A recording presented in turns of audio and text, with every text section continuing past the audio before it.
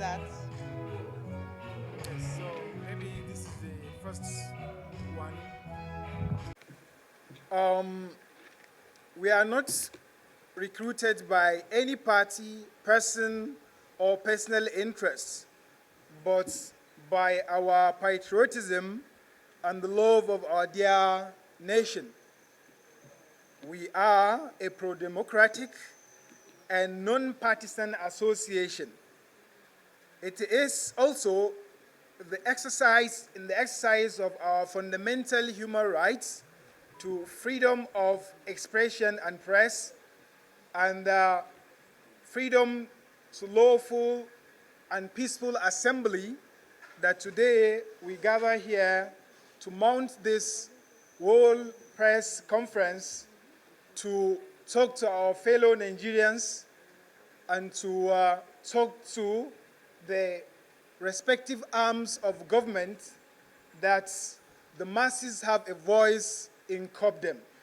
And we will remain to be the voices of the masses, as I said, from the podium of our non-partisan efforts. We wish to achieve this. Critical to the emergence of COPDEM is the conduct of the 2023 general elections.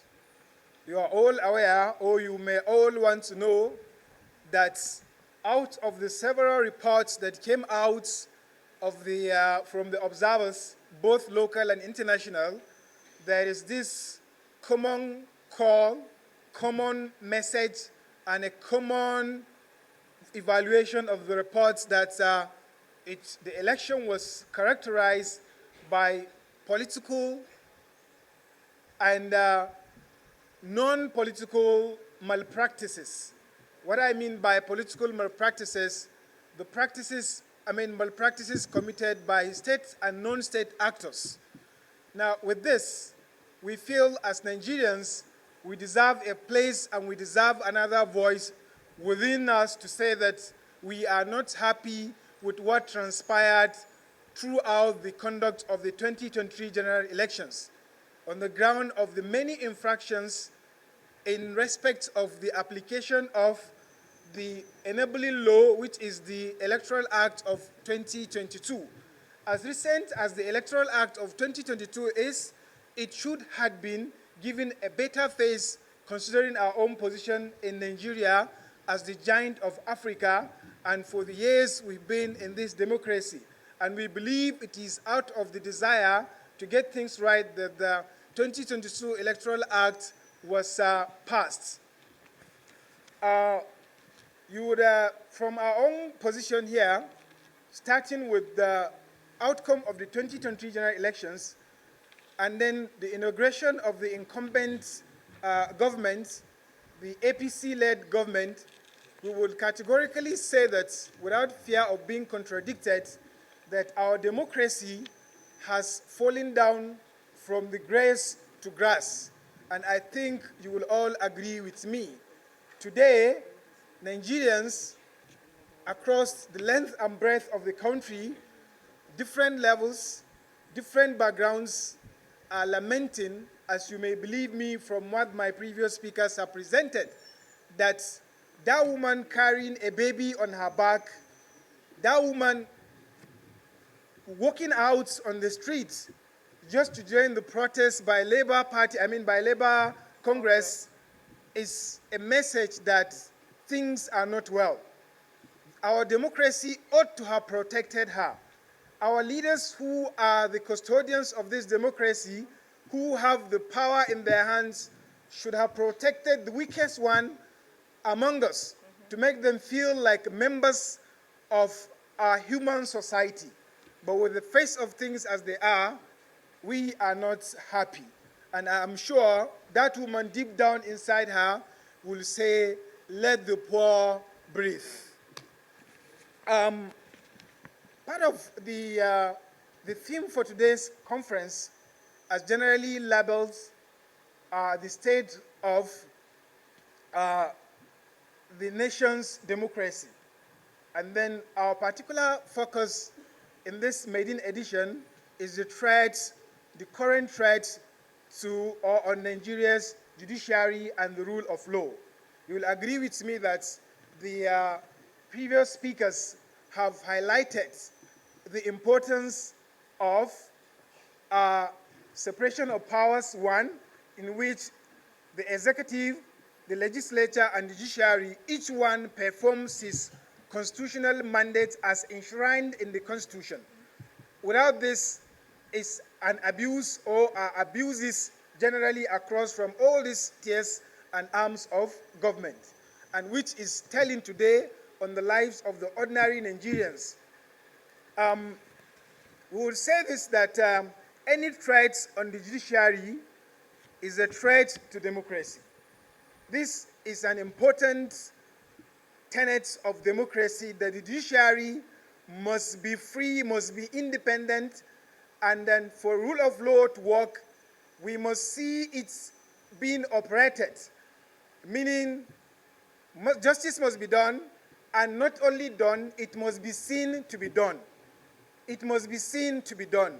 And unfortunately today, no one here today will beat his chest and say that we believe in the autonomy, we believe in the independence of our judiciary. Now, permit me to go through some of the key things we have highlighted for Nigerians and the world to know.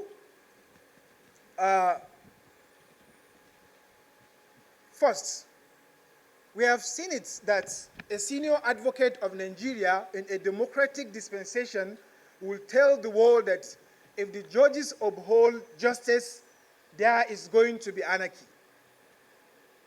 Why not say that if the justices or the judges now do injustice, there will be anarchy? If not in Nigeria, where would you have a senior advocate saying that when the judges do the right thing, there is going to be anarchy? COPDEM and all well-meaning Nigerians are against these kinds of politically incorrect statements at the highest level. And based on this, let us call on the legal profession itself, the presidency, and all arms of government to come together and condemn these approaches and condemn such utterances before our own judges, whose life might be put into danger if perchance they take what that very lawyer is saying, because it's a democratic and it's a threat. It's undemocratic and it is a threat. Now, more so, not long ago, last week, there was a support group or a coalition of support groups of APC held in Kaduna who came out to tell the world that only God can remove Tinubu from office. Now, for the media itself to carry this is a threat to our democracy. Why do we have a judiciary? Why do we have the election petition tribunals? And why do we have all the tiers of hierarchy of courts in Nigeria? It's for justice to be done and be seen to be done. So for any group to be given a voice to come to tell the world that only God can remove the president from his position is simply anti-democratic, and in fact, this should be labeled as treason, because our constitution is the supreme law operating in Nigeria, and then we are one nation under God, but God has given us the instruments of the constitution to be used, and then the relevant laws to be applied for justice to be done and be seen to be done. On this also, we urge on all Democrats, compatriots, COPDEMites, and all who are interested in an egalitarian Nigeria and society to condemn these approaches and to condemn these utterances as undemocratic. Our law enforcement agencies, too, are involved in this, because everyone must play their roles, their roles according to the game for democracy to work. Now, it is actually embarrassing for Nigeria here, right in the center of the Federal Capital Territory, for us to see two law enforcement agencies, fight each other, trying to take custody of a man who is alleged to be in the possession of firearms. And not firearms, I should use maybe in the plural sense, 1 or 2 guns. But then in the same society, in the same country, you have a bandit brandishing weapons of mass destruction and threatening genocide against a particular tribe, and yet pronouncing or claiming to be supporting a democratically elected president. With this is, I would say, an utter embarrassment to our democracy. And then that very fracas, that unfortunate incident happened right in the premises of the court, and nothing happened. Now, whether we like it or not, this is not saying well for our democracy, and we must all come out to condemn it with our loudest voices, and that's what we are doing in COPDEM. Now, again, we equally urge our lawmakers to consider making the relevant legislations to support our democracy, because without the relevant, needful, and yes, relevant legislations, our democracy is in danger. Now, and especially that judiciary that we are focusing today on is under threat. Now, we are all aware, and it is all over the social media, that a senator in the chambers of the Senate is making these revelations that he had influenced his wife on many occasions to pass judgment or to be of favor to some of his friends and colleagues. Now, for that to also come out, and even in the most noble of all our chambers, arm of government, I think it does not say well of our democracy. And it means our justices and judges, the judiciary entirely, is under threat. It is also important for us to say that we are concerned too by the plight of Nigerians today as it is, that certainly we all know from the background that we have looked at, and why even the Nigerian Labour Congress is on protest. It's threatening an industrial action, indefinite one, because of the way things are going. Now, not that is our major problem. We know these things happen over time. But this time around, with the incumbent government, in less than 30 days, we witnessed the salary increment for the president, vice president, and other political holders to about 114%. Now, if these are people who have been elected to represent, to serve the people, why would they start serving themselves? It does not, resonate with common sense. Now, for us in COPDEM, we believe this is very, very and highly selective. They should have started with the ordinary man on the streets. And that is our position. If the subsidy is going to be removed, now remember that these are people who are paid on world-class salaries and allowances, while our civil servants in both the private sector and the public sector are paid peanuts that can hardly take them home. Now, within this context and after the removal of the subsidy, nobody is talking about a take-home payment. We are rather talking about, I will borrow from you.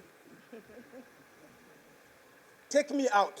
It will not even take you out, let alone for you to go to the place of work and then have a take-home back. It's no longer the same. So this is unfortunate, and we call on the executive to reconsider this position and do something as a matter of urgency to bring out the ordinary people who voted for this government out of the condition that they are in.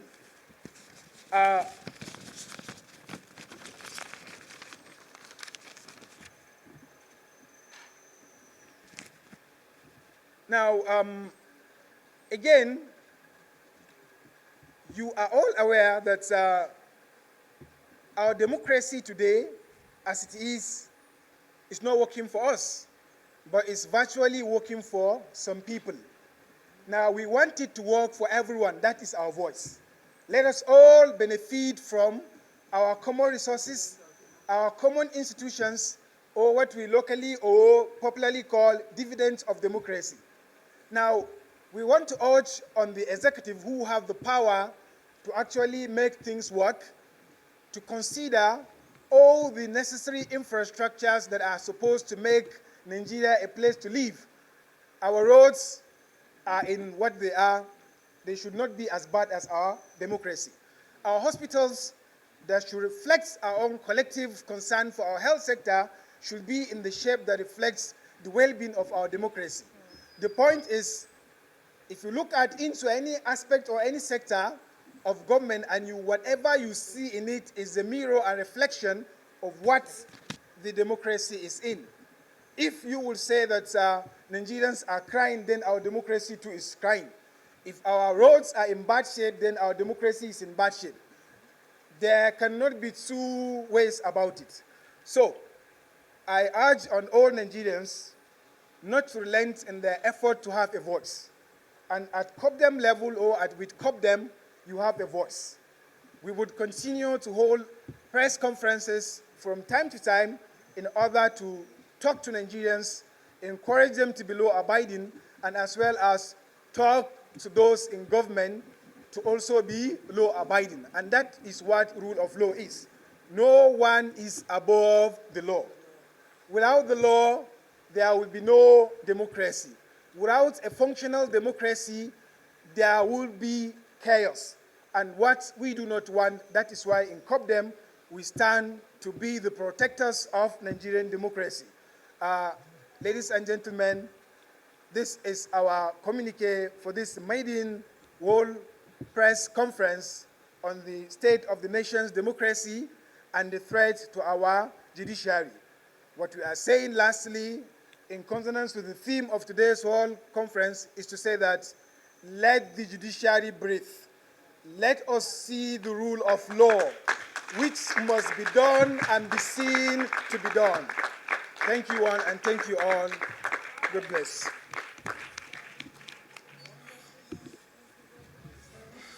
Breathe.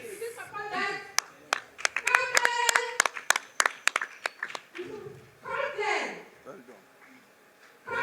Very nice. Protect democracy. Protect democracy. Breathe. Thank you very much. Thank you very much.